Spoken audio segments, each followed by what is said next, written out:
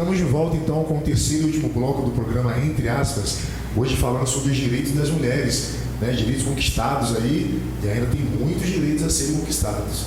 Vamos falar então, nesse terceiro e último bloco, começar falando sobre a importunação sexual. A gente acabou de sair do carnaval, está vindo aí, né, aqui em Cordeiro Exposição, entre outras festas da nossa região. O que tipifica, né, a importunação sexual? Até que ponto o homem pode chegar, né, numa mulher e até que ponto ele não pode ultrapassar o limite? É aquela história, né? Não é não, meu corpo, minhas regras. Beijo roubado não pode, puxão não pode. Segurar pelo cabelo? Segurar pelo cabelo, forçar uma situação, isso não pode. Antigamente isso era considerado, era uma contravenção penal, e em setembro de 2018 surgiu a lei que veio alterar o Código Penal, o artigo 215-A, e tipificou esse crime de importunação sexual, que agora a punição está prevista de 1 a 5 anos de prisão. De 1 a 5 anos? De 1 a 5 anos. E sem multa? Sem multa, mas aí cabe o Instituto da Suspensão Condicional do processo. Mas assim, já dá para dar um antecedente ali, já dá para dar um alerta, né? É importante. Então, claro que os homens podem continuar paquerando. Sim. Essa forma de agressão, porque não deixa de ser uma agressão. Você puxar uma mulher, né, pelo cabelo, pelo braço, forçar um beijo, como você disse, isso não deixa de ser uma agressão. Mais alguma coisa sobre esse ponto, não? Que ninguém é contra o flerte, né? Sim. Pelo amor de Deus, ninguém tá propagando aqui nada.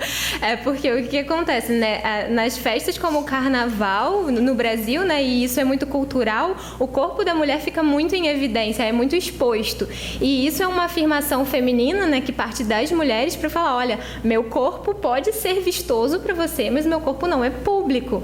Você vai tocar em mim, você vai ter alguma coisa comigo se eu permitir. E isso fica, não é um convite, isso né? Fica muito mais claro entre homens, assim, o homem não chega encostando puxando um ao outro, então por que ele vai fazer isso em relação à mulher, né? Agora, existe também o contrário, eu já vi muitas mulheres fazendo isso também com os homens.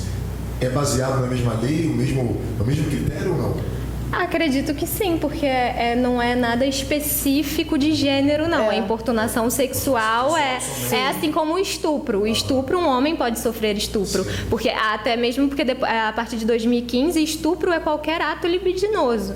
Então, assim, não tem mais aquela necessidade da conjunção carnal, o ato sexual propriamente dito, para configurar o estupro.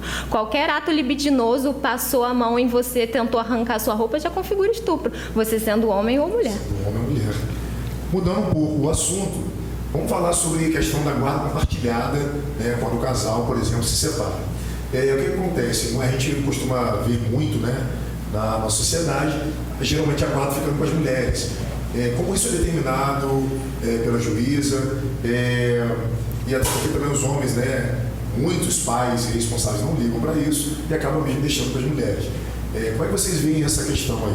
Isso não é uma regra, né? Tem toda uma equipe multidisciplinar no âmbito forense que faz todo esse estudo. E ali é visto a questão do melhor interesse da criança. Então, tem que se falar com muito cuidado. Não é sempre que a criança vai ficar com a mãe, não é sempre que a criança vai ficar com o pai, não é sempre que haverá a guarda compartilhada. É caso a caso. Em relação à guarda também, não significa, né, a guarda sendo compartilhada, não significa que a criança tem que ficar 15 dias com um, 15 dias com o outro. Ela pode ficar numa casa só. Exatamente, ela pode ter uma casa satélite, né? E é o que até eles orientam os profissionais, né? Eles orientam que tenham, até para a criança ter uma referência de lar. Porque o que acontece, essa presunção que a gente faz de ficar automaticamente com a mãe também é decorrente desses construtos que a gente fez sociais. Cuidar de filho é obrigação da mãe, cuidar de casa é obrigação da mulher. Então, tudo isso, assim, quando a gente fala da discriminação, é algo que afeta não só a vida da mulher, como os homens também. Porque nada impede do casamento ser uma relação de paridade em que os dois contribuam para o bom funcionamento do lar.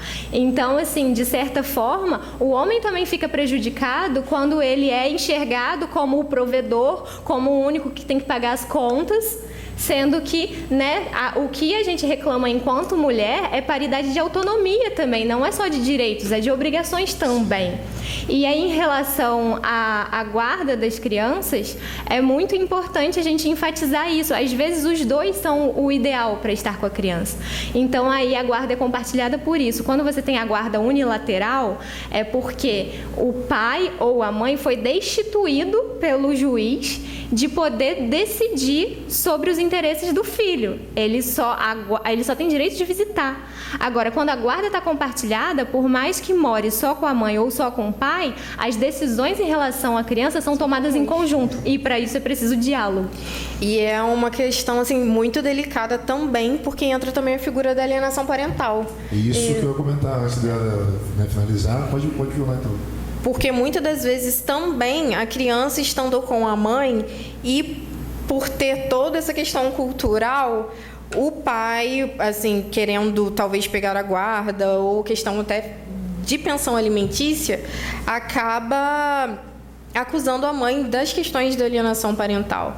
E muitas das vezes, infelizmente, a gente vê o Ministério Público ou o juiz concedendo algumas situações que não deveriam por conta da cultura ainda machista que está arraigada na sociedade. Eu, há pouco tempo, vi uma publicação, né, numa rede social mostrando, né, os homens com cartazes, né, dizendo: não vejo minha filha há 6 meses, não vejo meu filho há 9, 2 anos, então, enfim. Isso também acontece, né? Claro. Isso é uma mácula, porque a gente tem muito em evidência na sociedade as pessoas que usam seus filhos como instrumento de vingança de um relacionamento que não deu certo. E não façam isso, por favor, porque quem mais sofre nesse contexto todo, e eu tenho experiência nisso, porque eu lido muito com processos de família, questões de pensão e guarda, é um contexto de muito sofrimento para a criança. Então, a criança, ela vai querer tomar um referencial e automaticamente ela vai querer defender um dos pais, ou o pai ou a mãe. E aí ela vai achar que para apoiar, né, ela tem que tirar o apoio de outro, e isso já divide a criança, acaba com ela. É terrível. Meninas, vocês querem pontuar alguma coisa em relação a todo esse assunto abordado, né, fazer um release, né, de tudo que foi conversado? Quem quiser começar, fique à vontade. Eu acho importante a gente falar, né, sobre essa questão de violência doméstica. Existe um mapa de acolhimento que ele funciona muito melhor nas grandes capitais, e a gente está tentando trazer isso para a nossa região, que é o mapa de acolhimento mesmo, .org, me parece. Ele, infelizmente, ainda a gente só tem acesso a ele pelas redes sociais, pela internet. Não tem um número que você possa ligar, mas esse site serve como um amparo para as mulheres vítimas de violência. E você acessando esse site, tem lá, quero ser acolhida. Você clicando, você consegue ver algumas profissionais, advogadas e psicólogas próximas, para dar todo um suporte jurídico e psicológico sem custo algum. E é muito importante também a gente vir aqui fazer o apelo para que as psicólogas que queiram abraçar essa causa também, no momento me parece que não temos as advogadas aqui em Cordeiro cadastradas, a doutora Yasmin, a doutora Brenda e eu, e precisamos de psicólogas para a gente atender essa demanda que é bem grande. Elas podem vir diretamente na OAB, conversar diretamente com na verdade, você se cadastra por esse canal. Isso. Aí o próprio site faz essa busca dos profissionais mais perto. A instituição que uma mulher vítima pode acessar em primeiro plano é a Defensoria Pública. A Defensoria Pública, via de regra, ela atende pessoas, né, sem condições de pagar advogado. Mas quando se trata da mulher vítima de violência, como ela está, né, dentro de um grupo que é tido, né, em situação de vulnerabilidade, não é feita essa aferição de renda, e é inclusive função institucional da Defensoria acolher essa mulher e tutelar os interesses dela. Então, a Defensoria Pública é a porta de entrada, mas assim, esse mapa do acolhimento que a gente quer fazer aqui, né, começar a dar o suporte, fazer as atividades, seria mais uma atividade de apoio mesmo. Exatamente. Entendeu? Sim. Quer finalizar então com o seu release? Ela comentou um pouco sobre ela. Eu até tinha preparado aqui, mas eu acho que eu já fui pontuando ao longo da minha fala. É só para enfatizar que é tudo muito recente, as nossas conquistas assim de direitos, né? Se a gente para pensar, né, o que eu disse no início, lá no primeiro bloco, em relação à Constituição de 88 só ter consagrado, né, a igualdade entre homens e mulheres. Então a gente não tem que pensar que está muito ruim, mas também não tem que pensar que a gente já fez o que poderia.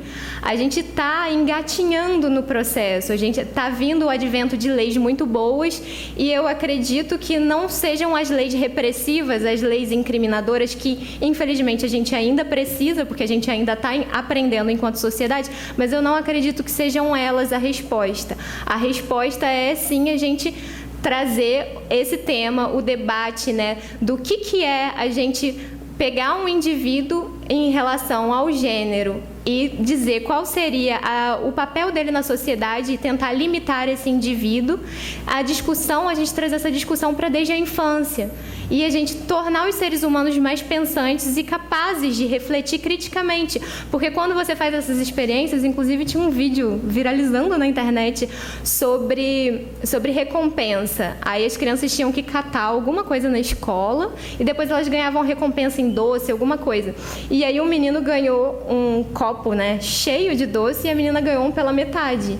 E ele achou aquilo um absurdo e ele automaticamente começou a colocar doce no pote dela. Que ele não conseguiu conceber que, por ela ser menina, ela era amiga dele, ela ajudou tanto quanto ele. Então, ela tinha que ser igualmente remunerada.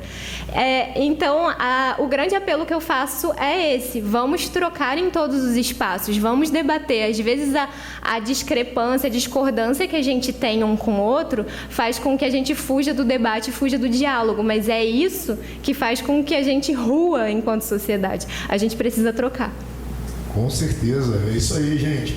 Quero agradecer mais uma vez a Rayane Castro, né, que é presidente da OAB Mulher aqui em Cordeiro, Brenda Ribeiro, vice-presidente da OAB Mulher, também aqui de Cordeiro, e na pessoa, né, da presidente da OAB aqui, né, a Valéria Melo. Muito obrigado, Valéria, mais uma vez, por ceder, né, o espaço aqui da OAB, para a gente poder, né, debater sobre um tema que é muito importante para a gente, para nós homens, para todas as mulheres, né, principalmente, mas que nós homens, tenhamos a consciência de que, né, as mulheres são nossas flores, vamos tratá-las com carinho.